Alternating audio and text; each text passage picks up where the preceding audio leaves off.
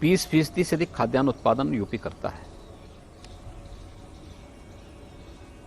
मेरा मानना है कि अभी इसमें हम लोग थोड़ा और प्रयास करेंगे तो 8.5% की कृषि विकास दर को हम डबल डिजिट में पहुंचाने में सफल होंगे।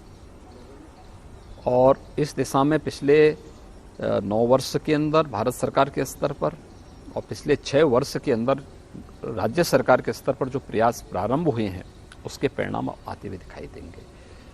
इसके अलावा यूपी का जो परंपरागत उद्यम था एमएसएमई का, 96 लाख एमएसएमई यूनिट यूपी के पास मौजूद हैं। सरकार ने उसको थोड़ा प्रोत्साहित किया, थोड़ा पुशअप किया। परिणाम है उसने यूपी के एक्सपोर्ट को दुगने से अधिक कर दिया। रोजगार की अनंत संभावनाओं वाला फील्ड है हमारे पास। इस पे हम थोड़ा प्रयास प्रारंभ करें, यह यूपी के विकास दर को और आगे बढ़ाने में मदद करेगा। तीसरा, यूपी के पास जो इंफ्रास्ट्रक्चर है एनसीआर से सटा हुआ है, जुड़ा हुआ है, लेकिन ईस्टर्न पार्ट को जोड़ने के लिए, बुंदेलखंड को जोड़ने के लिए, वेस्टर्न, ईस्टर्न और सेंट्रल पार्ट को जोड़ने के लिए जो कनेक्टिविटी है, एयरपोर्ट्स के निर्माण जो पिछले 6 वर्ष के अंदर यूपी के अंदर हुए हैं जी, या इंटरस्टेट कनेक्टिविटी जिस प्रकार से उसका स्ट्रेंथन हुआ है, लैंड लॉक्ड स्टेट से हट करके आज हमारे पास पूर्वी बंदरगाह से जुड़ने के लिए देश का वाटरवे नंबर 1 आज यूपी के पास मौजूद है।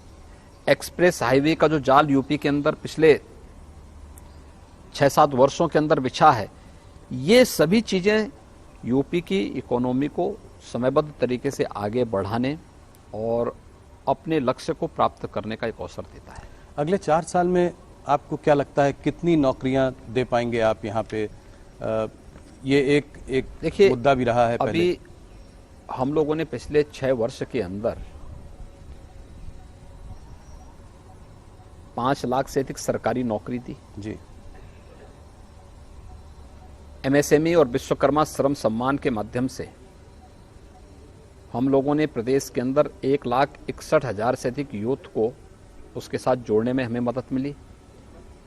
प्रदेश के अंदर प्रधानमंत्री मुद्रा योजना और मुख्यमंत्री युवा स्वरोजगार योजना और अन्य तमाम योजनाओं के माध्यम से हम लोग 60 लाख से अधिक व्यापारी और उद्यमियों को आर्थिक स्वावलंबन के साथ जोड़ने में हमें मदद मिली।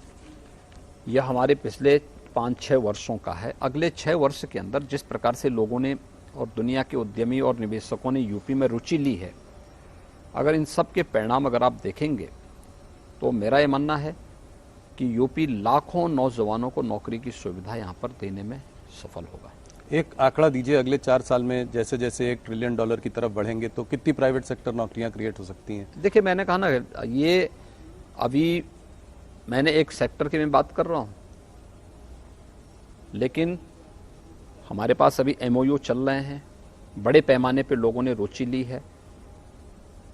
एमओयू की प्रकृति और इन सब को लेकर के 10 फरवरी को हम इसकी घोषणा भी करेंगे कि अगले 2 साल 4 साल के अंदर हम कितने निवेश को कितने समय के अंदर करवाने में सफल होंगे और कितने युवाओं के लिए नौकरी और रोजगार की संभावनाओं को भी हम जमीनी धरातल पर लाने में सफल होंगे, इसकी भी घोषणा होगी। लेकिन मैं कह सकता हूँ लाखों की संख्या होगी। पहले देखा गया है 2018-2019 में भी आपने इन्वेस्टर समिट किया, उसमें भी काफ़ी एमओयू साइन हुए, जैसे कि 4.5 लाख करोड़ के एमओयू साइन हुए। तो इसमें कन्वर्जन कितना हुआ, मतलब कितना निवेश आया? देखिए, मैंने तब भी कहा था कि यूपी में हम उतना निवेश करवाने में सफल होंगे, उतना हम लोग एमओयू कराएंगे जितना यूपी की वार्षिक बजट होगा।